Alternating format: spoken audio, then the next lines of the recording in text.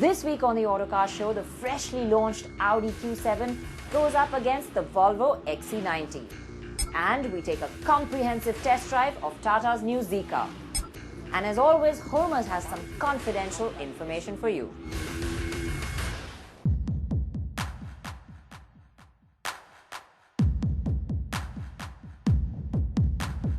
Both the SUVs we have in today's comparison, the older versions, we've seen on the roads for very long because they've outlived their life cycles. But the new versions are here and we have them together. The Q7, a very popular one in India, famous with the Bollywood stars and of course industrialists, and it's really the one that gave Audi its footing in this country. Volvo and the XC90 are lesser known over here, but this new SUV is quickly gaining accolades worldwide. So, both of them really capable SUVs, both of them boast of technology, performance and efficiency, but which is the one that's right for the Indian roads is what we've got to find out. The Audi has lost its massive car look. In fact, its exterior dimensions have shrunk by 37 millimeters, whilst the Volvo, on the other hand, has grown by 143 millimeters. Still, the Q7 is longer and wider, but somehow it just doesn't look like that. Its more rounded curves and tauter skin make it look more compact and squat. With the steeply raked rear windscreen, it also leans towards station wagon more than big, bold SUV. The XC90 in comparison stands more upright, and though more rounded than its predecessors, it still looks squarer in this comparison. It comes across as the more traditional-looking, solid SUV. Well, since it's a Scandinavian car, everyone expects it to be simple and neat, but the XC90 is really a luxury car and it goes all out to pleasure your senses. There's this lovely, rich, double-stitched leather across the dashboard, this nice unlacquered wood, splashes of chrome that uplift the interior. But the Scandinavian heritage is there, of course, in the simplicity in the way it's laid out. There's no clutter here of buttons. There's just about 9 here on the central console, and everything else is operated by this beautiful, vertically laid out touchscreen. All its functions are very much like the computers and smartphones that we're so used to. But the icing on the cake really is this 1400 watt, 19 speaker Bowers & Wilkins music system. You have to hear it to believe it.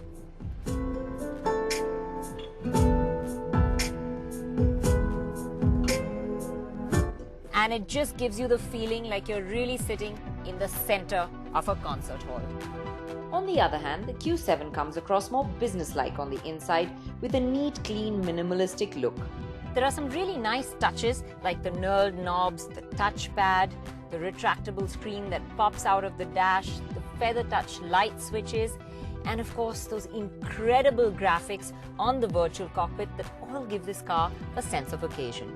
The XC90 goes one up on the Q7 to offer heads-up display, front seats with ventilation, adjustable side bolstering and adjustable side thigh support in addition to dedicated aircon vents for the third row passengers. However, the XC90 also makes you do without paddle shifters and electric adjust for the steering wheel, both of which are offered on the Q7. There's a strong Bose sound system and 360-degree parking cameras, which are really a boon. Now it's time to check out that ever popular third row of seats that makes it a 7-seater. So getting into the Volvo is not as easy as the Q7. It's a bit fidgety. And I've got Nikhil here with me to show us really what the best compromise between the third row and the middle row would be. Nikhil, have you got enough space there? Yep, I have enough. Well, with Nikhil there, I just have about enough leg room over here. And a tall person would definitely be knocking his knees with this seat. But I have to say, you sit up nice and high. There's lots of glass area around you. There's nice headroom. So the seat actually is one of the more comfortable ones that I've experienced. Well, getting into the Q7 is a whole load easier. It's a lot less struggle. It's just a simple lever. And even getting the third row up is at the touch of a button. It's all electronic. So getting it up is really easy. And of course, climbing in. Nikhil, watch my feet when you put that seat down because there's barely any room for them here. I've got to sort of tuck it under the seats. I find that I sit much lower over here. So the seat, middle row feels high, window feels small. I feel a lot more hemmed in this row. But the big thing really is this spare tire. I mean, the position of it doesn't allow you to fully use the third row of seats, so you've got to decide whether you want the spare tire or the seventh passenger. At the other end under the hood, the Volvo comes with a downsized 2-litre 4-cylinder diesel, whilst the Q7 on the other hand has the next-gen 3-litre TDI V6. Now, whilst the figures on paper may not look comparison-worthy, let me tell you, the Volvo will surprise you.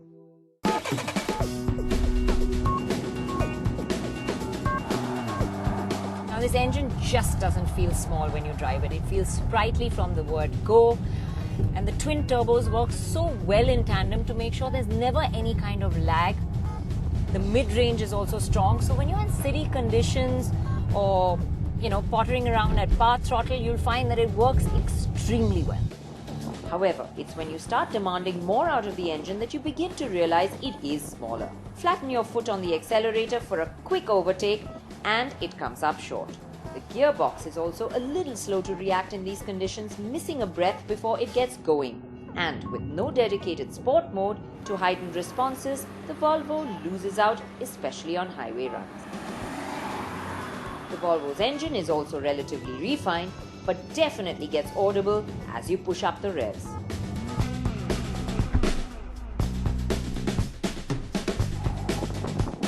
In comparison, the Q7 feels like you got into the car and left the entire world outside. It cocoons you so well from outside sounds.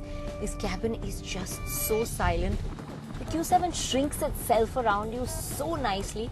I mean, it just sort of wraps itself around you and you don't feel like you're driving a large SUV. What does make you realize that you're driving a large luxury SUV is the cracker of the engine under the hood.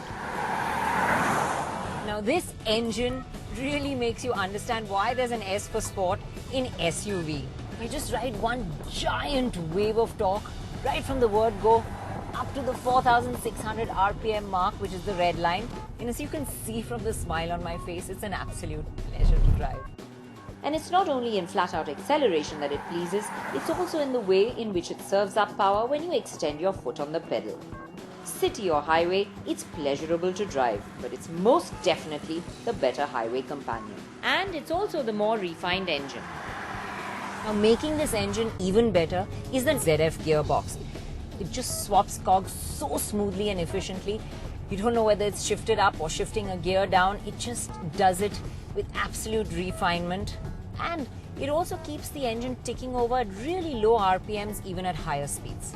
Which means that the Q7 is definitely an efficient engine.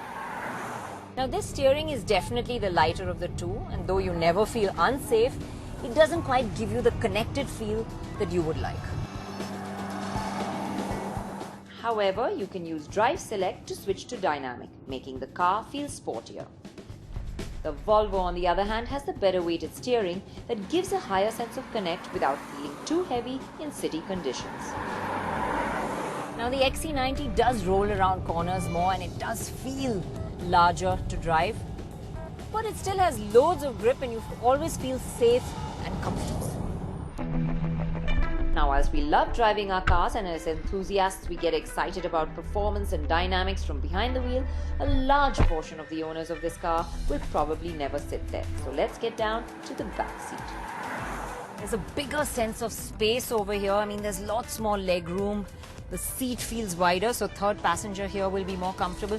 And even the way the bench is contoured, it's less accentuated than the XC90. So the third passenger will definitely be more comfortable of the two over here. The XC90 has good enough legroom, but just doesn't match up to the Q7. Now, as far as ride is concerned, the XC90, while firmer at low speeds, improves and feels far more settled as you pick up the pace. However, I must mention that it is a noisier cabin. The Q7, on the other hand, has the better low-speed ride, but has more vertical movement as you go quicker. Well, the XC90 has been quickly gaining accolades worldwide, and after driving it, we can understand why. That small but efficient engine punches above its weight. The interiors are well appointed, it's loaded with technology, and of course, there's that third row of seats, which is the better of the two in this comparison. But apart from that, there's very few complaints with the Q7. Once you're behind the wheel, you realize that the engine is an absolute delight to drive. The middle row of seats or the back seat has more space. The interiors are really nice as well. It's also loaded with technology. And of course, there is the overall refinement, which is the big differentiator, which makes it feel far more the luxury SUV. And we feel it's the one to set the benchmark in the segment.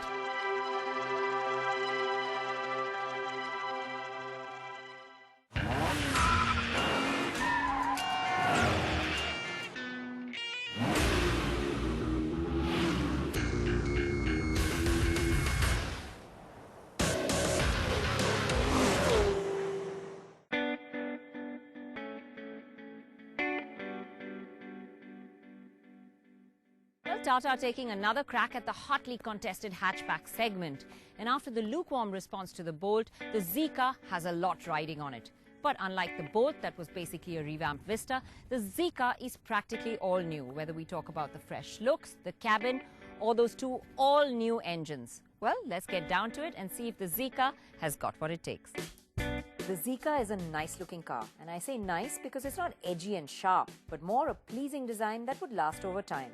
The front has cuts, character lines, creases and curves that all draw you to the T logo in the center. This sits atop a grille of hexagonal cutouts in glossy black plastic. The nose is divided into two clear halves with a smiling upturned grille at the top, and below the body color bumper, the air dam that also has the glossy black hexagons. The side profile of the car looks neatly proportioned, and it carries two distinct shadow lines. One at the bottom of the doors that curls up towards the rear edges, and one at the waistline that slants downward towards the front, giving it a bit of sportiness. With 170mm of ground clearance, the Zica is higher than its competitors. But it doesn't look quite like that. It sits quite squat to the ground. That feeling is partially due to the rear, where the bezel tail lamps stretch out around the sides, giving it a wider gate. The rear spoiler on the top has glossy black edges, adding some style. Dimension-wise, the Zica outdoes its competitors, promising a lot of space on the inside. Overall, it's a modern-looking hatch that's definitely pleasing to the eye. Well, the interior of the Tata Zica is definitely impressive. I think it's one of the best we've seen in a Tata car so far.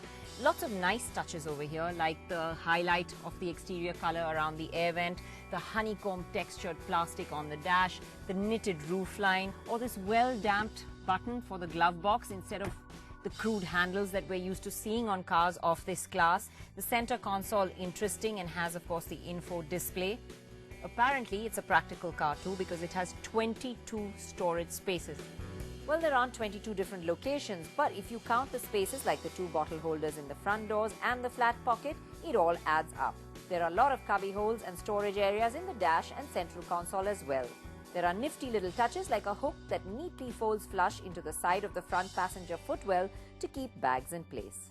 Noticeably, pockets on the back of the rear seat are missing, but you do get space in the doors. If there's one thing to complain about, it is that the backrest of the front seat seems a little overplumped and takes a few adjustments to get settled in. But with height adjust for the driver's seat and the steering, it's easy to settle in. And of course, it comes loaded with tech too. There is a Connect Next infotainment system developed by Harman, which comes with an 8-speaker audio system. And apart from the regular aux-in and USB, the infotainment system comes with the Turn-by-Turn app, which allows you to use Map My India maps via your phone, and the Duke app, which uses the mobile hotspot on your phone to create a virtual network in the car to host a service for sharing songs on the device. You can connect up to 10 devices, which can share the playlist. There's also the multi-info display in the center of the instrument panel. On the safety side, you get driver and front passenger airbags, ABS with EBD, but it remains to be seen whether this will be offered across all variants. The boot is a large 242 litres and it's quite deep. Now, let's get to the opposite end of the car where there are two new engines. We begin with the petrol, a 3-cylinder 1.2 litre 84 bhp engine with 11.6 kgm of torque.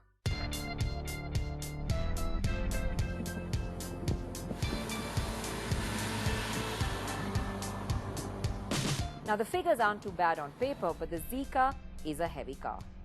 The petrol weighs in at 1012 kg and you can feel that weight out on the road. In the petrol engine, initial power delivery is good, but then as you get deeper you find that the mid-range is really flat. In fact, the power delivery itself is very linear, and that's until you get Right up at the top end, just as you're getting to the red line, it feels like it gets its last wind and suddenly pulls a little better again. There's a lot of weight for the engine to lug around, and under load on a slope, that lack of power is accentuated. The car judders trying to get a move on after you slow down, even after dropping gears. The clutch, though light and easy, also doesn't really release progressively, making it a little jerky in traffic conditions. If you are pottering around in city traffic, you will find this engine adequate for your daily grind. But get onto an open stretch or try and get an urgent move on, and you will find progress feels labored. The Zica also comes with two modes, City and Eco. Switching it to Eco only blunts the performance even further.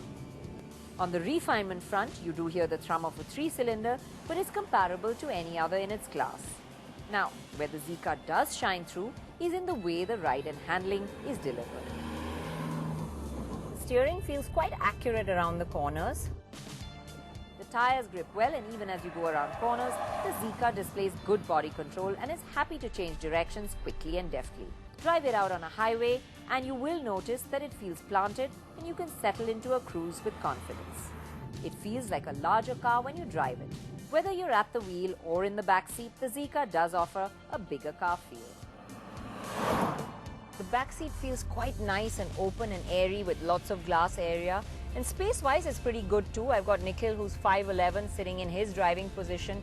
I'm about 5'4", and as you can see, I still have good enough legroom over here. The front seat's nice and high, so you can sort of tuck your feet underneath it and get comfortable too. And the bench as well is wide enough for 3. The seats themselves are comfortable, but lack under-thigh support. But you sit nice and high, so visibility is good as well. Now, whilst we are talking about comfort, it must be mentioned that the AC is really not as efficient as it should be. The blower makes a lot of noise on the highest speed, but it doesn't really send out that much air. But let's continue with the other aspects of comfort. Ride quality is actually quite nice for a small car. In the petrol version that I'm in just now, at low speeds, it's rounding off the bumps and potholes quite nicely. And it's quite flat and composed, so even at higher speeds, you find that you don't bob around too much. But there is a difference between the petrol and the diesel.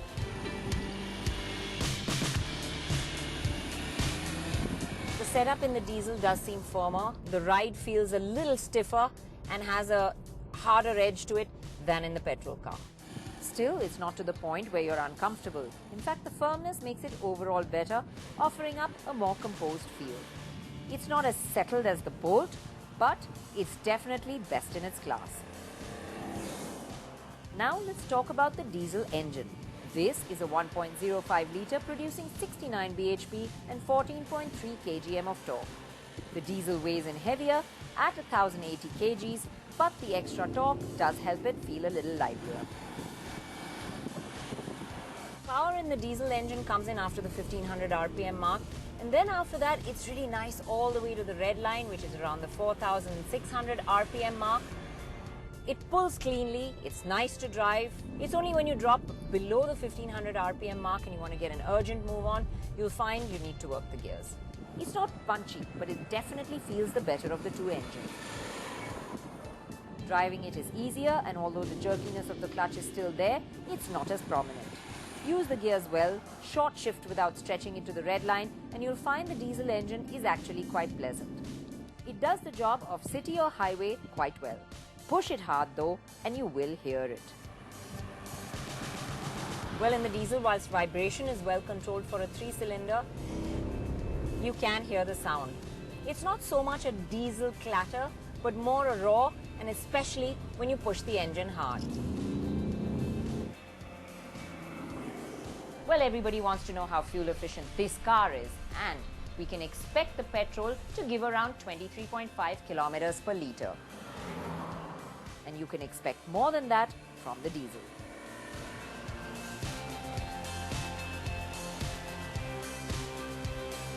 Well, Tata have put their heart and soul into this Zica, and it definitely shows. Whether we talk about the fresh, exciting looks, whether we talk about the interior cabin and its quality, which is the best we've seen from Tata yet and right up there in the segment, or then the ride handling compromise, which is an area where the Zica definitely excels. The ride quality is nice, and when you're driving the car, it just doesn't feel like a small car from behind the wheel. It feels like a much larger car. There's a lot else that's going for the Zica too, like space and practicality. It comes loaded with features, especially to attract the younger generation. And of course, there are the two engines, which may not be exciting, but they definitely do the job. Now, at an expected price of sub 4 lakhs, I think this is the car that will deliver on that promise that the earlier Indica gave, more car per car. And I think it is the car to get Tata back in the game.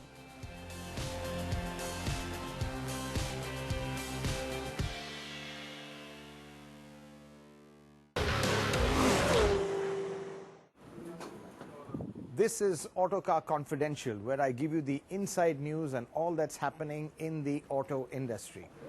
Now, Maruti's all-new compact SUV, which we know by its code name, the YBA, now that's going to make its debut at the Auto Expo in 2016.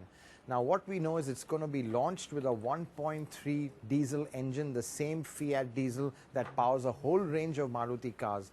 But the big news is that this vehicle will eventually get Maruti's own diesel, a 1.5 four-cylinder diesel developing about 110 bhp. Now, this is essentially the Celerio's engine with 2 extra cylinders. So, Maruti making a strong foray into the diesel segment with its own engine. But it doesn't just stop there. Maruti is also developing an 11 or 1200 cc 3-cylinder diesel. Now, this is a very modular family of engines which Maruti has developed. We've seen the start of it with the 2-cylinder 800 cc Celerio diesel, which will also power the pickup truck, which you know as a Y90. But clearly, Maruti wants to carve out its own diesel destiny and not rely on other manufacturers like Fiat. Well, that's it for this week, but next week we have lots more action coming up only on the Autocar Show.